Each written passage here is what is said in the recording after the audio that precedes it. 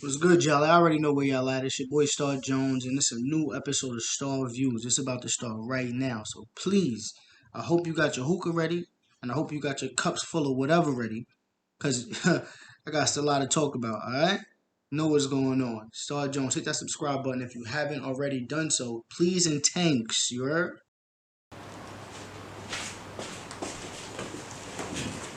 What's good, folks? It's your man Star Jones. We back with another episode of Star Views. Y'all already know how it go. I know it's only been a week since I seen y'all last, but I already told you guys the month of October is going to be a busy one. Well, at least the first half of the month, at least.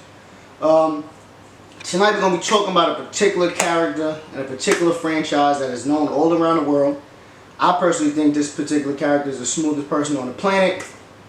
I think he's super cool and I would love to hang out with him. I ain't going to front. Too bad he's a fictional character. That character being James Bond. And we're going to be talking about No Time to Die, which is the 5th installment in the Daniel Craig's version of James Bond Agent 007. We had about, this is the 5th movie, and we had Quantum of Solace, Casino Royale, Skyfall, Spectre, and now No Time to Die.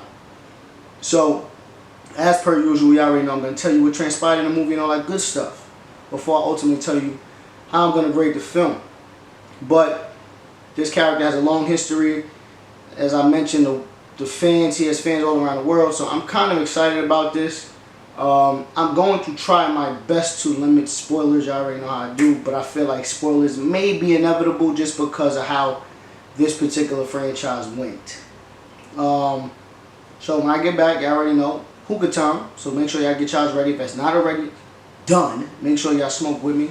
I also got a drink on hand, ready to go, so as soon as I come back, we're going to get right into it. You already know how it goes. Star Jones, Star Views. No time to die. Let's go, folks. I'm back. I hope y'all got your hookah ready. Now we're going to get straight into it and talk about what transpired in the film.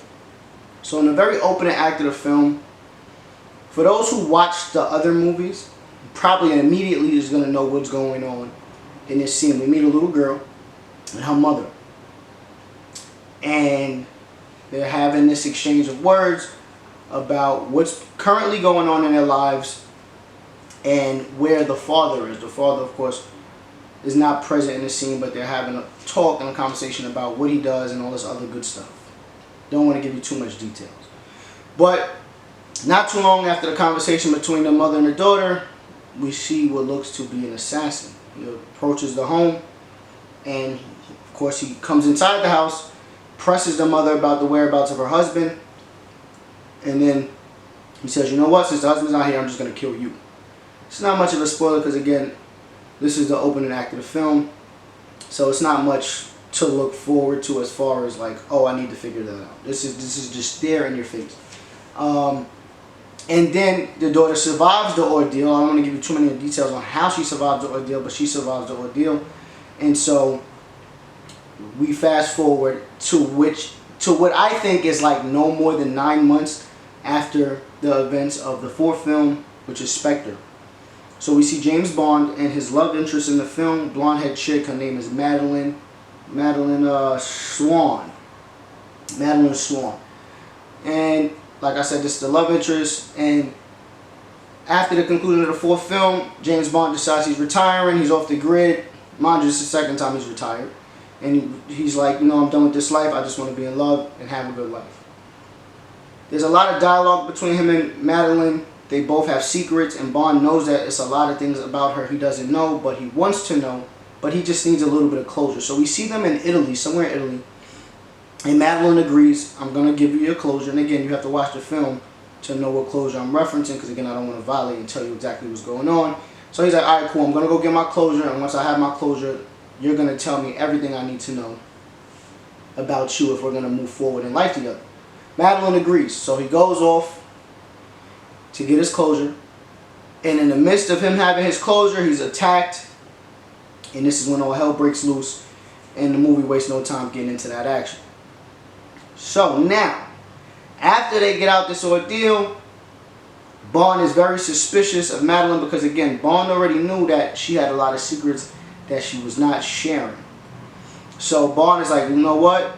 I can't be with you. I already have issues trusting people, and now your past is now running down on me, and that's an issue. So Bond makes the executive decision that, listen, I ain't rocking with you no more. You a dub. You live your life how you live your life. Then boom, we have the big musical opening credits that the James Bond series loves to do. I ain't gonna front, I love it myself because it kind of gets you reeled in. Nice little musical opening credit scene. I mean, opening credit. Yeah, I guess you could say opening credit scene. And then boom, where we jump into the timeline 5 years later, and this is where we see what looks to be a eco-terrorist group, people that use like weapons of mass destruction. They use the environment, stuff like that, to cause chaos and destruction. They attack what seems to be like the CDC's version, well, London's version of the CDC, where they house a lot of viral diseases and stuff like that. And they go in there and they run down on this particular scientist, and of course they put a gun to his head and tells him pretty much, listen, we need this and you're going to give it to us. So that's where the movie is based and centered around. It's around this disease that is manufactured and configured to attack people of certain demographic ethnicities, and which is primarily based on your DNA. They literally can program, well, what they do is they have these nanobites, they inject it into the virus, and then it's like a touch type of thing. If someone touches you with the virus, now you're dead. And if it's coded to your DNA, you die.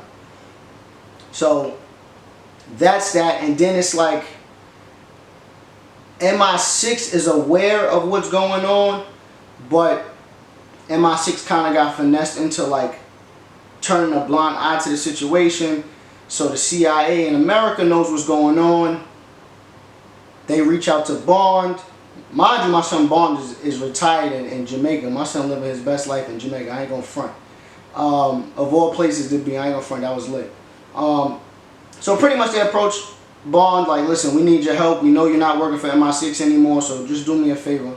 So Bond is kind of compelled to help them, but he's also like, well, I don't want to violate my country. So again, he's in a kind of a bind, like, I don't want to violate London, but at the same time, if they're turning a blind eye to it, I can't rock with that. So that's pretty much the story without giving y'all too much detail, because again, I don't want to violate for you guys. But pretty much like most of the other Bond films, it's circled around terrorism, and in this case, eco-terrorism. That's the story without giving y'all too much. When I come back, I'm going to tell you what I rate the film, 1 to 10 stars, what are the pros and cons of the film, whether or not you should see it. Alright, so in the meantime, y'all drink up, smoke your hookah, and get right. And we'll be back.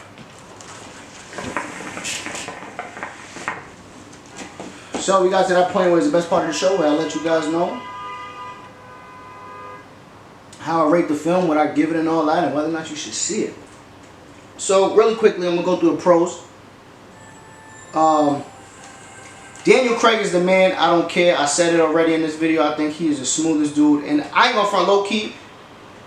Sometimes I'll be wishing I was British. I think that old English it sounds so ill. Like, it's so smooth, it's so lit. And I just feel like Daniel Craig is just the waviest dude, you heard? Like, and he really embodies that suave, like, assassin. Like, I'm going to come in here, I'm going to take your girl, and I'm going to kill you in the process. You feel me? Like, he really just falls into that role, and I think he was, like, the perfect casting. So the follow-up for, I guess, in the future, who would be the next 007 is kind of like, big shoes to fill.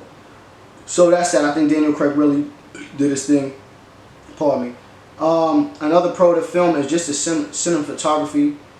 The locations, man. Like, that's one thing I love about this franchise, because I was not really a Bond fan too slick, but after rewatching this whole Daniel Craig series of the franchise, portion of the franchise, I really like kind of fell in love with it. They do an amazing job of showing the world.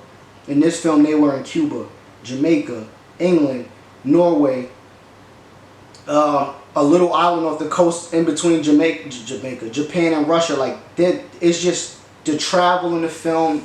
They do a good job of showing these places and showing, I guess, the nature aspect of these places. They kind of entice it in Italy. it kind of entices you and make like, damn, I think I want to travel there and see that. I think they do a good job of kind of reeling people into these locations that you may not necessarily know about and that you may want to visit in real life. So I think that's something good about this franchise that it does, and they definitely do this again in this fifth film.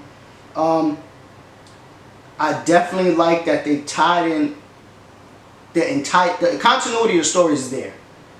So I think it would behoove anyone to see all the prior movies with Daniel Craig before seeing this, just because everything directly ties in. Every villain, all the plots, everything ties into everything that transpires in No Time to Die.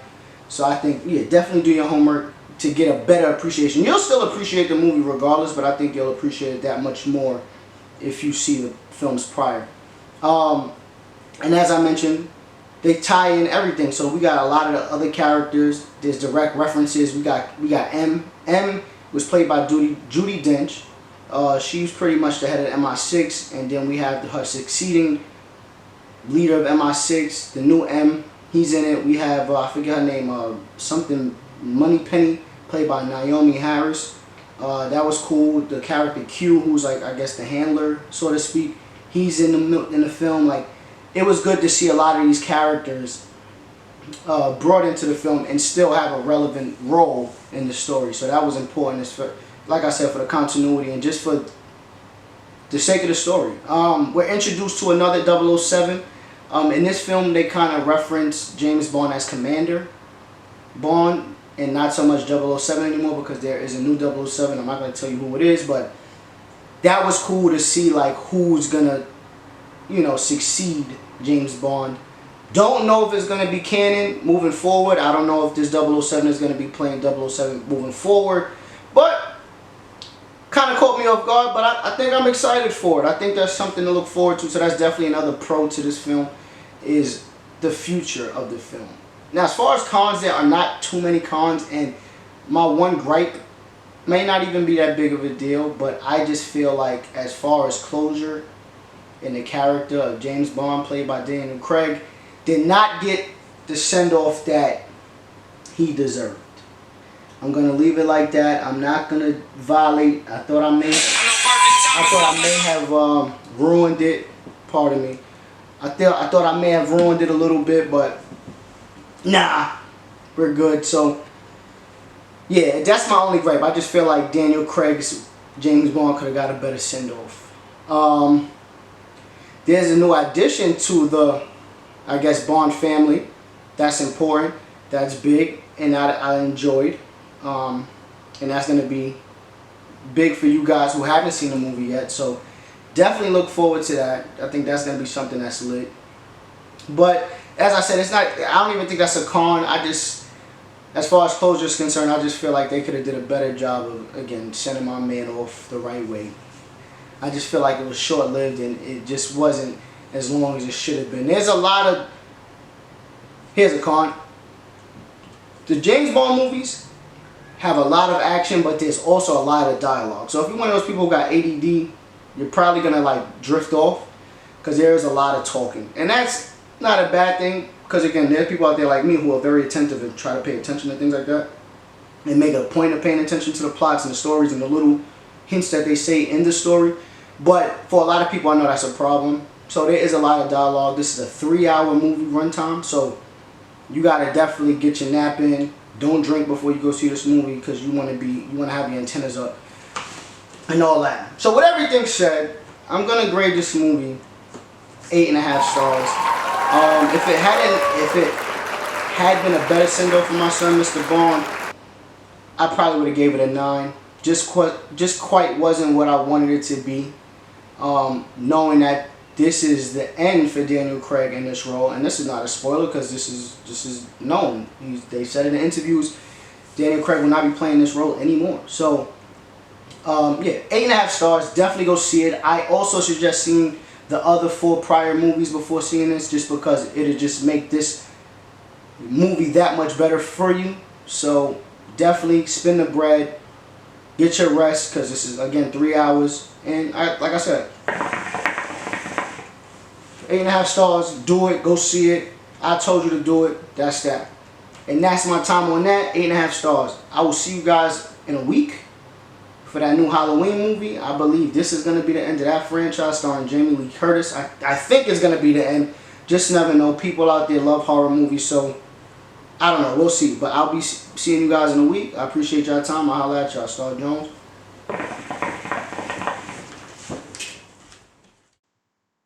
Oh, y'all still here? Appreciate y'all for sticking around, man. But I don't got no more hookah. But what I do have is more content on my YouTube channel. So please, if you haven't done so already, hit that red button and subscribe. Hit the bell so you get notified as soon as I post anything. Alright? And if you haven't already followed me on social media, here's my information. Make sure y'all follow up. Appreciate it. Y'all still here, man. That's valid. Have a good one.